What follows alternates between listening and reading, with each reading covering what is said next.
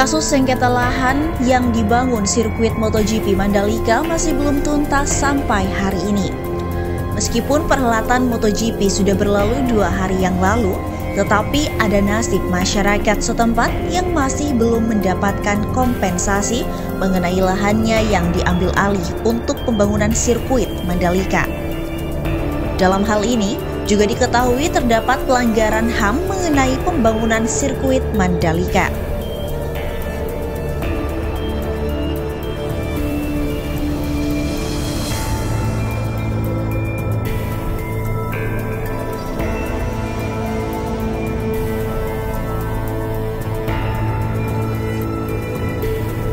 Dilansir dari Gelora.co, euforia perhelatan MotoGP Mandalika telah usai sejak kejuaraan dunia tersebut selesai dilaksanakan pada Minggu 20 Maret 2022 lalu.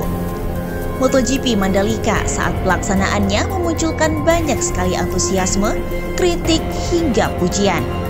Dari betapa populernya pawang hujan Mbak Rara hingga sirkuit Mandalika yang diklaim sebagai sirkuit terindah di dunia.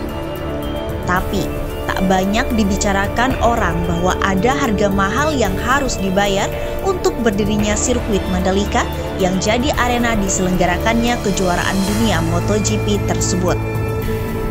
Banyak penduduk setempat harus merelakan tanah, rumah, dan lahannya demi berdirinya sirkuit yang dibangun tahun 2021 lalu.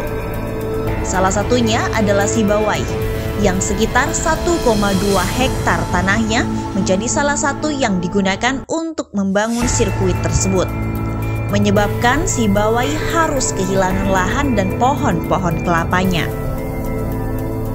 Atas kehilangan tanah tersebut, Sibawai mengatakan bahwa ia tak pernah mendapatkan kompensasi. Ironisnya, ia juga tak punya kesempatan untuk melihat pertarungan MotoGP yang dibangun di atas tanahnya tersebut. Sibawai hanya salah satu dari banyak orang yang harus merelakan tanahnya demi dibangunnya sirkuit Mandalika. Mega proyek senilai 3 miliar dolar yang sebagian besar didanai ASEAN Infrastructure Investment Bank atau AIIB. Kekhawatiran Sibawai menjadi lebih dalam ketika nantinya sirkuit Mandalika menjadi sirkuit kelas dunia, di mana di sekelilingnya akan banyak dibangun resort, hotel, villa, taman hiburan hingga arena golf. Sibawai mengkhawatirkan akan hal itu. Ketika pembangunan segala jenis fasilitas tersebut dimulai, ia khawatir dan tak punya pilihan lain untuk pindah, seperti yang dilakukan banyak penduduk lain. Saya tak bisa membayangkan berapa lama lagi saya harus tinggal di sini. Saya bertanya-tanya tentang masa depan saya, masa depan anak-anak saya khawatir tentang mereka. Ucap Sibawai seperti dikutip Hops.id dari laman South China Morning Post pada Selasa 22 Maret 2022.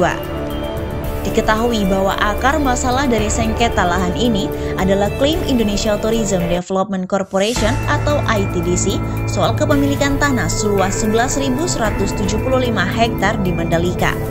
Tetapi diketahui bahwa 135 dari total lahan tersebut adalah milik masyarakat, petani, dan nelayan di wilayah tersebut, di mana sejak lama mereka telah tinggal di sana secara turun-temurun.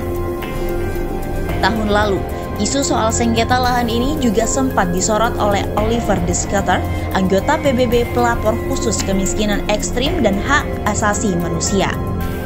Ia mengatakan bahwa mega proyek sirkuit Mandalika melibatkan perampasan lahan, pengusiran paksa terhadap masyarakat Sasak, dan intimidasi serta ancaman terhadap pembela hak asasi manusia. Senada dengan Schutter, pakar PBB juga memberikan kritikan atas proyek ini. Kurangnya uji tuntas oleh Bank Investasi Infrastruktur Asia dan bisnis swasta untuk mengidentifikasi, mencegah, dan mengurangi serta mengatasi dampak buruk pada hak asasi manusia seperti yang ditetapkan dalam prinsip-prinsip panduan PBB. Ucapnya, atas tuduhan ini, AIIB pernah melayangkan tanggapan melalui sebuah laporan pada 3 Mei tahun 2021 lalu bahwa pihaknya menolak dengan tegas anggapan PBB soal penilaian kurangnya uji coba proyek tersebut. AIIB juga menyatakan bahwa sampai saat ini tak ditemukan bukti soal pemaksaan serta intimidasi terkait dibangunnya proyek tersebut. Ketika dimintai respon oleh South China Morning Post soal kelanjutan tuduhan pelanggaran HAM, hingga kini belum ada tanggapan dari pihak pelapor khusus PBB apakah masih akan mempertahankan tuduhannya soal pelanggaran HAM yang diterbitkan melalui laporan setahun yang lalu.